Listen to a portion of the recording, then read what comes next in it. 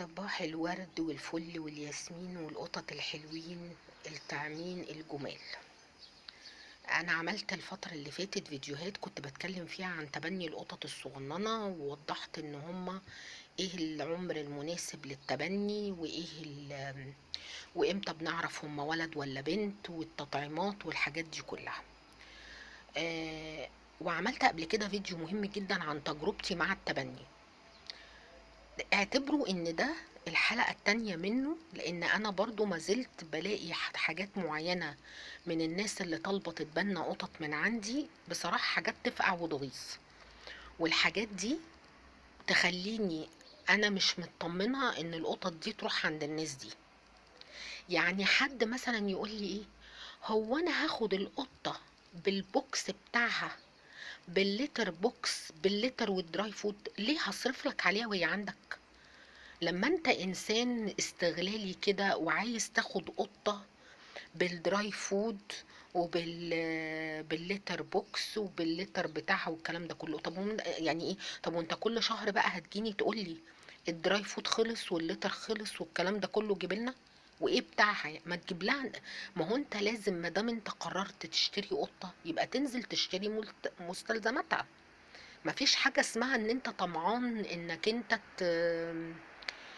بتاع ده، ان انا اللي يعني الشخص اللي بيدي لك القطه ان هو هيجيب لك الطلب او يجيب لك الطلبات دي بتاع ايه؟ ما هي دي معناها ان انت يا غير قادر، يعني انت لو مش معاك فلوس تجيب الحاجات دي يبقى انت غير قادر على انك انت تعتني او تربي قطه في بيتك.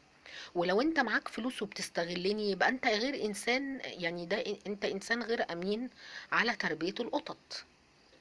ده موقف من المواقف. طب تعالوا نشوف موقف تاني.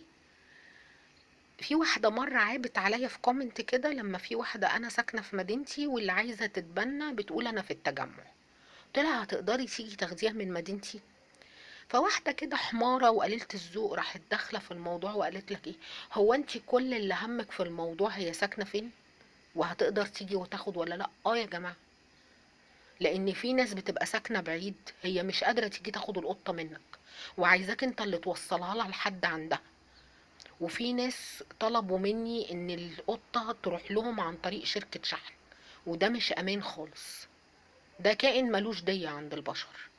انا هديها لشركة شحن، شركة الشحن دي طول الطريق هتشرب القطة، هتأكلها، هتطمنها لو القطة خايفة من موتور العربية.